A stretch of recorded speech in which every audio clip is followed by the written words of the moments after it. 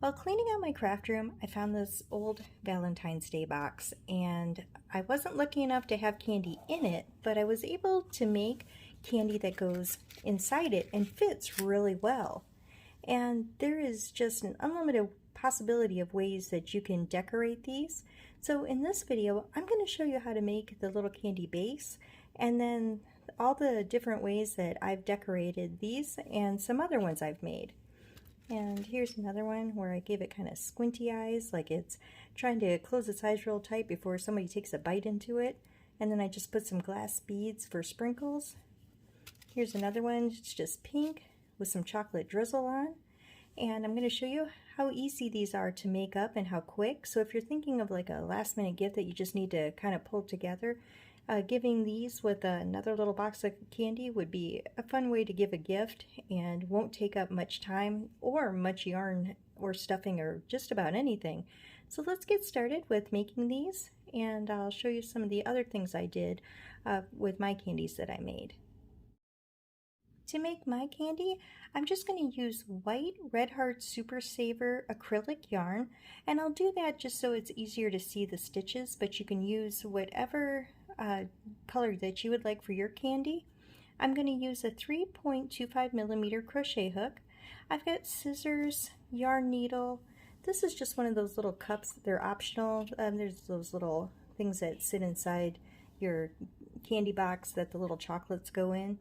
Let's see, I've got sparkles that I'm going to be using to decorate my piece of candy, some safety eyes, the EE6000 to add the sparkles, and then I'm just using a toothpick so I don't have to touch the EE6000 too much. And lastly, it's just some polyfill, and it won't take much polyfill or yarn to make one of these up, so if you've got some scrap yarn you've just been trying to think of what to do with, this is a perfect way to use it up.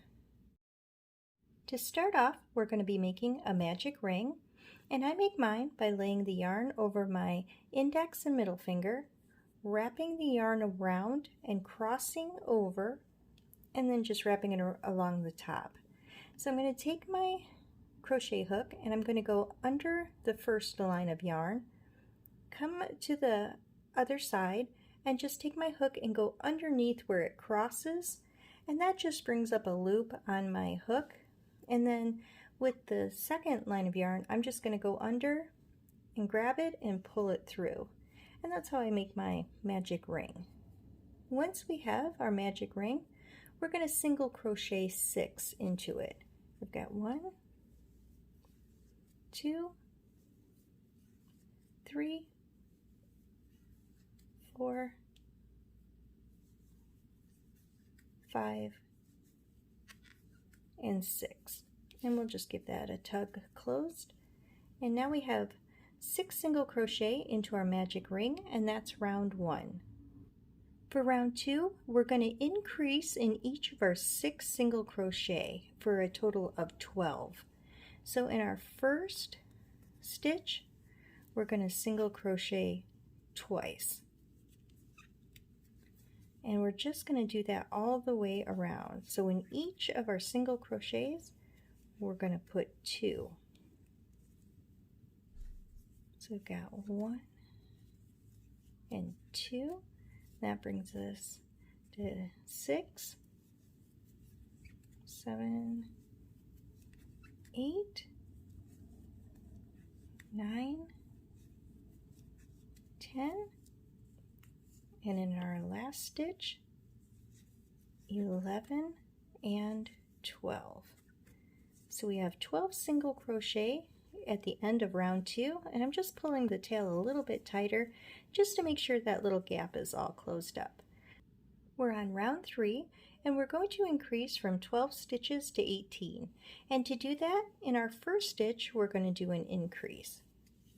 So 2 single crochets in our first stitch, and then in our second stitch, we're just going to do a single crochet.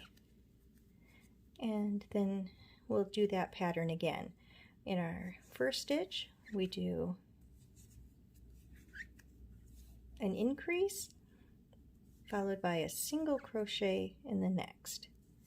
So just complete that pattern all the way around by doing an increase, followed by a single crochet. we've got our increase and a single crochet. So there's 1, 2, and then in the next stitch, 1, 1, 2, and in our last stitch, a single crochet. And now we're up to 18 stitches. We are now ready to work on rows 4 through 8, a total of 5 rounds where we're going to just single crochet 1 in each of our 18 stitches. So we're just going to single crochet all the way around for those 5 rounds. Starting with round 4, and we'll just kind of work that one through. And then what I'm going to have you do is I'm going to have you complete those rounds 4 through 8 on your own, and then once we've completed all of those rounds, then we'll meet back up and then we'll continue finishing the little piece of candy together. So again, just keep single crocheting 1 in each of the 18 stitches for those 5 rounds, and we'll meet up at the end of round 8. So we've completed rows 4 through 8, and now's a good time to put in our safety eyes. I usually place mine between rows 5 and 6, so we'll go 1, 2, 3, 4, 5, and there's 6. So I'll place my first one here, and then I'll count 3 spaces, 1, 2, 3, and then in the following one place my second safety eye. So there's a total of about 5 stitches. So we got 1, 2, 3, 4, and 5. And then I'll just go ahead and pop the backs on. And this pretty much is the majority of making this little piece of candy, and we'll just be working on the bottom part and getting ready to close everything up next. We are on round 9, and we're going to single crochet into each of the 18 stitches, but we're going to do it in the back loop only. So instead of coming through both loops, we're just going to come through this back one right here and then just single crochet, and we'll do that to each of the 18 stitches. And what that'll do is when it sits, it'll have more of a flat bottom, kind of like a piece of candy does in its box. So just go all the way around, just 1 single crochet in that back loop only.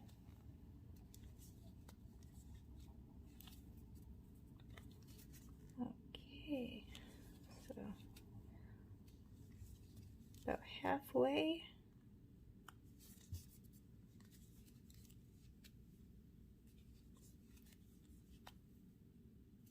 And almost done. Whoops, it helps if you get the full part of that back loop.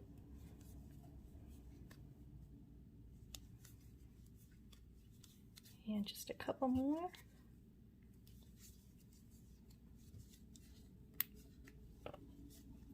And there we go. That is round 9.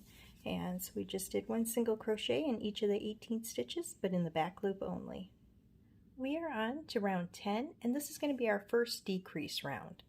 And I do my decreases by doing an invisible decrease, and I do that by placing my hook under the front loop of my first stitch, the front loop of my second stitch. I pull through those 2 front loops, and so I have 2 on my hook, and then pull through those 2, and that does my invisible decrease. And then I'm just going to single crochet 1 into the next stitch, and so I'll show that one more time.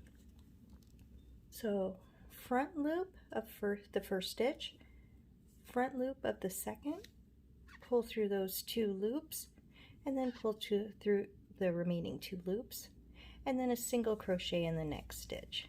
And we're going to work that pattern all the way around, so it will be from 18 stitches down to 12. And if you have an easier way of decreasing, definitely do whatever works best for you. So we'll follow that with a single crochet. We've got our decrease, single crochet, our final decrease, and final single crochet. And we're down to 12 stitches. And so what we'll do next is we'll just go ahead and add some stuffing. For stuffing, you don't want to overstuff it because we don't want it to be a ball. We want it to be kind of a dome, and then this bottom part will have like a flat bottom, so when it's sitting it'll just kind of sit flat. So with this, we want to kind of stuff it right up to that line where we just did the single crochet in the back stitch only. It'll have a remaining line that you'll be able to see, and that's about where we want to stuff it up to. But you also want to work to make sure you fill in the areas between the safety eyes. So once you get it stuffed, and you can kind of press down on the bottom just to see how it's laying, we'll be all set. And then we're going to do one more decrease round, and that'll be pretty much all we'll need just to finish this off, and then we'll just sew it closed. We are on our final round, round 11, and what we're going to do is just do our decreases 6 times in a row. And so that'll just give us 6 stitches at the very end. So there's my first decrease, second, come on, get it under there, third, there's the fourth, fifth, and our last decrease. So there's 6, and then what I'm going to do is just slip stitch into the next stitch. And once I've got my slip stitch, I'm just going to cut off a little length of tail. It doesn't have to be very long because there's just a small little hole we're going to sew closed. And then just kind of lay that flat. And this is one more chance just to kind of see if you like how well it's stuffed. If not, you've got a little gap that you can add just a little more stuffing in if you'd like to fill it out a little bit more. But if not, we'll go ahead and get this sewn closed.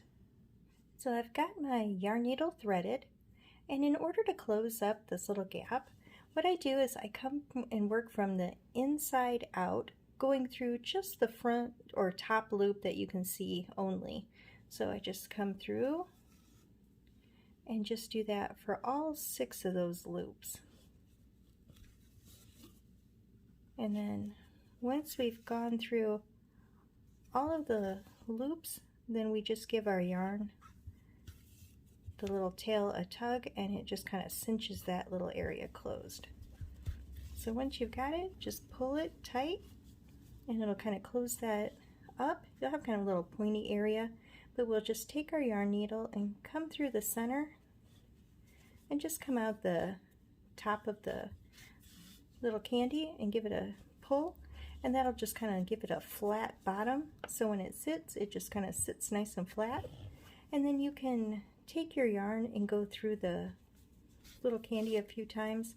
That way it just secures the yarn to make sure everything stays nice and closed. Once you've got that, we just trim off that tail, just kind of give it a little squeeze, kind of get everything in shape, and that's it. We're all set. I mean, these are so quick and easy to make up, and now the next part is kind of the best part. That's decorating them. So I've started adding some of the sparkles, and I'm just kind of putting some E6000 on the little tip of a toothpick, and then just kind of placing them all over, just random, kind of like sprinkles would be.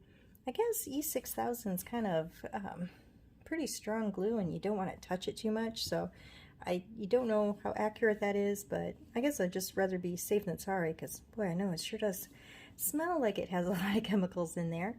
And then that's all I'm going to do to just get this one decorated, but there's a ton of different ways that you can go ahead and decorate more of them, and I'll show you a few more that I've made.